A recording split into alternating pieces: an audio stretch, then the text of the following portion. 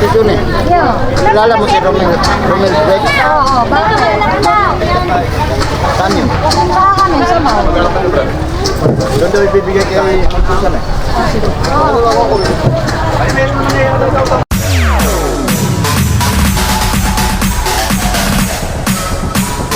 TikTok All Star.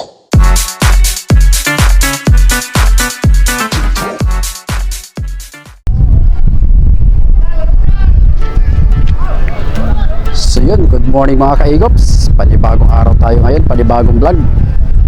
At syempre, update ko lang kayo sa pag-harvest ng bangos dito sa mga fish cage dito sa Municipality of Baler, Province of Aurora.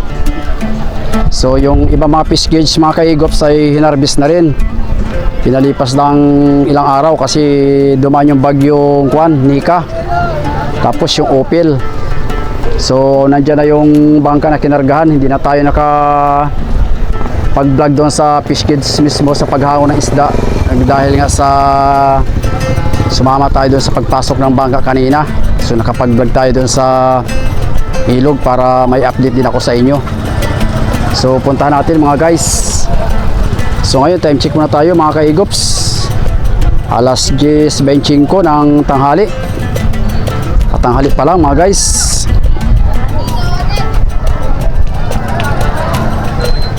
So tapos kanina nakapaghango na rin yung isang cage. Padalawang cage na yan mga guys. So nandyan yung crossbar nila na kinakargahan o yan o. So low tide.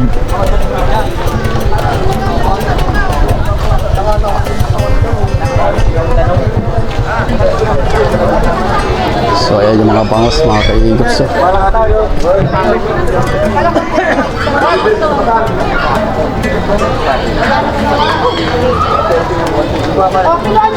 Dito kinaklasify na pare.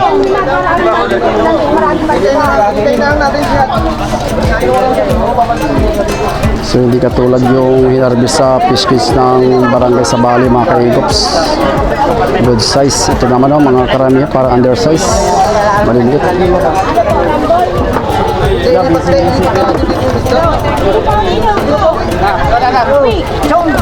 Sayang yung tubig kasi malamig.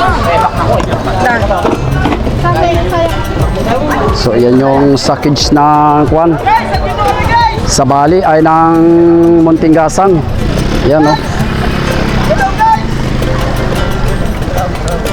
Pangilang ko pala yan? Pangilang hakot? Unang hakot. Ito si Pangulong Leo. Yung hinarvest nung nakaraan. Maganda naman daw ang ani. Yung in-interview natin si Sir Jerry, yun yung kids niya. So ito naman ngayon ay sa Muntinggasang.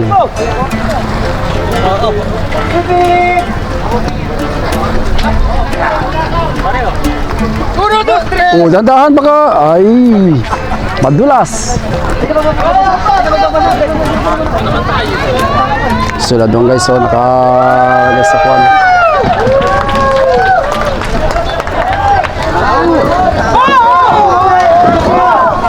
Oh, maganda oh.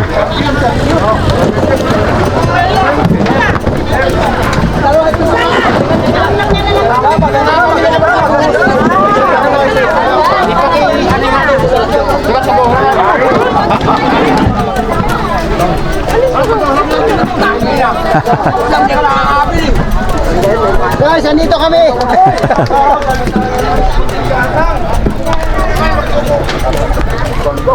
So gaganda ng bangos nila mga guys. Magaganda no? Good size.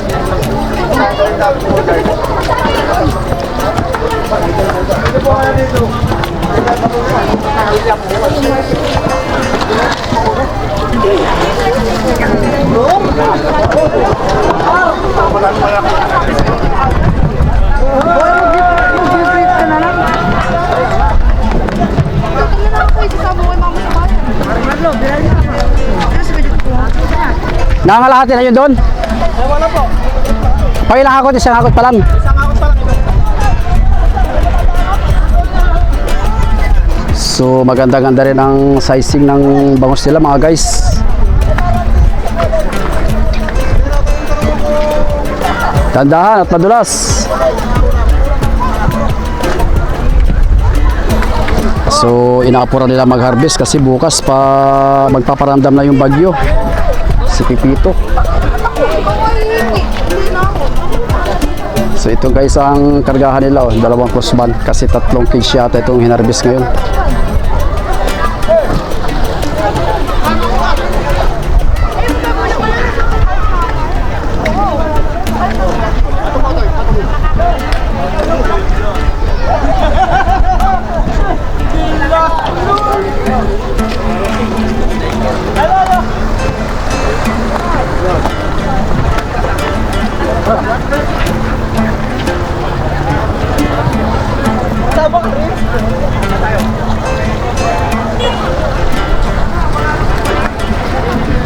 Maganda rin ang size ano. Mga lalaki oh. Yung nauna kayo na para maliliit ano? Oo nga. Kasi pagka sa pagkain din kasi mga kaigops, binabatayan din pagka medyo napabayaan. So doon nagkakadiferensya ang harbisan. Pagka halimbawa sakto sa tamang buwan na i-harvest, kailangang harvest talaga kasi malulugi sa pagkain.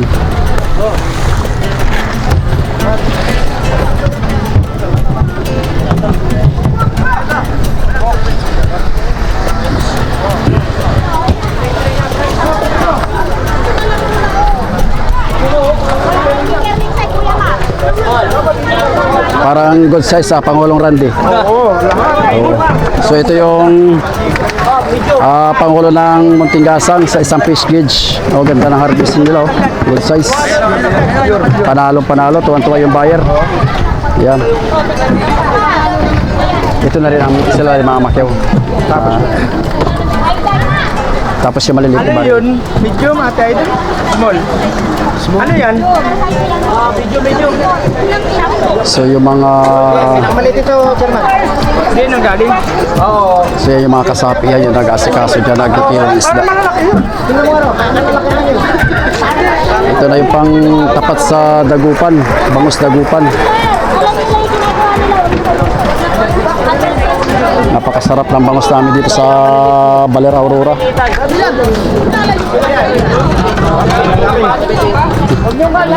Oh, magandang size oh, no? Kung ilabot mo yung matapong sa loob yan,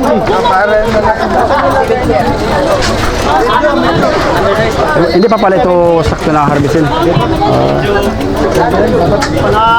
Panalo ng bangus, malalaki. Yung pala mga kaigop, second week pa pala ng December sana ang harvestan. Kaso nga lang may padating na bagyo. So inapura na nilang harvestin para makasigurado na hindi ma-wash out.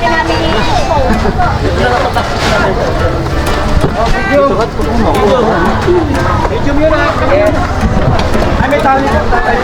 Ay, tigatanda lang mo. Hoy! Medium! So ayun, babalik na naman sila sa fish cage mga kaigops. Doon sa may area na yun. Oh. Baka makaisang hakot pa sila.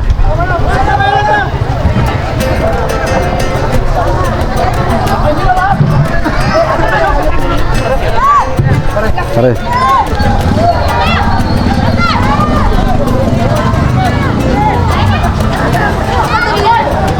So marami din mga kaigops dito namimili sa fishport. Ayan o, mapapansin nyo halos abala yung mga namimili dito sa aming kwan, sa aming port.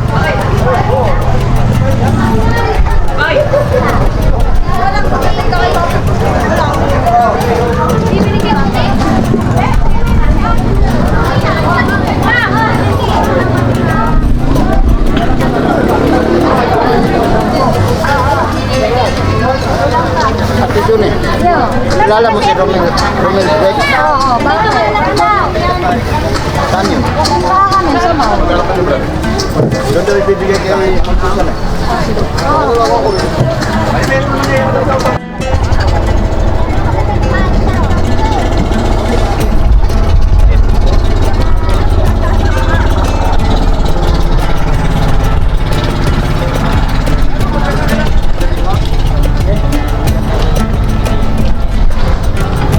Marami ang mga nag-observe mga guys.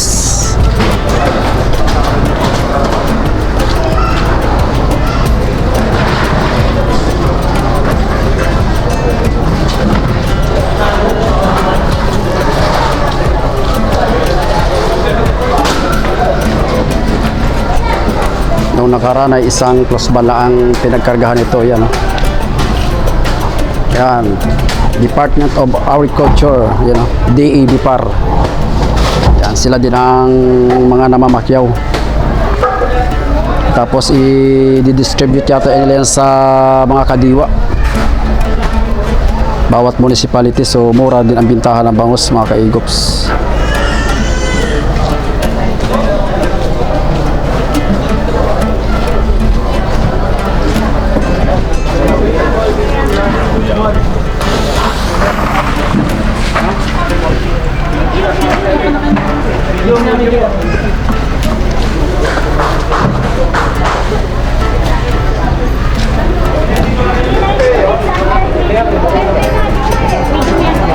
So ito pa yung size C, yan. Tapos 70 small, 380. Tapos medium, 393. Large.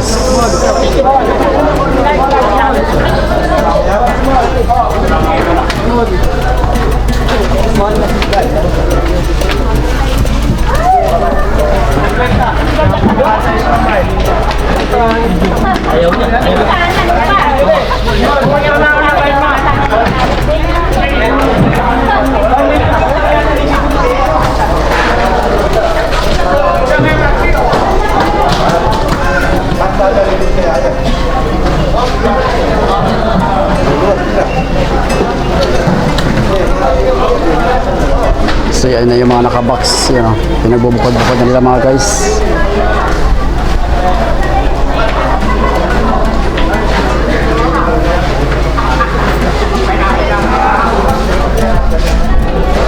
So babalik muna tayo sa bahay at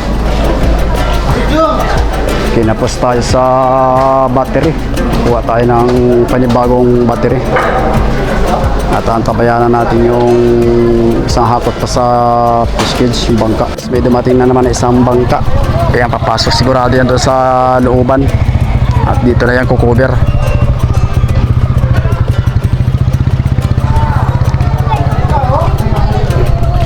So patapos na rito sila mga guys. Inantay na lang yung isang biyahe.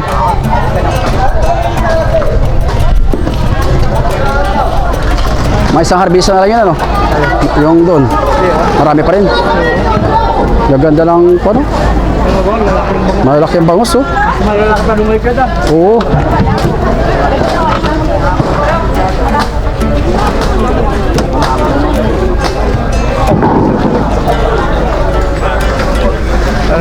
Malalaki pa rin sa amin.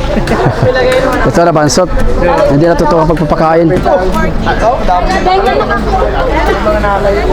Ayun na kayo.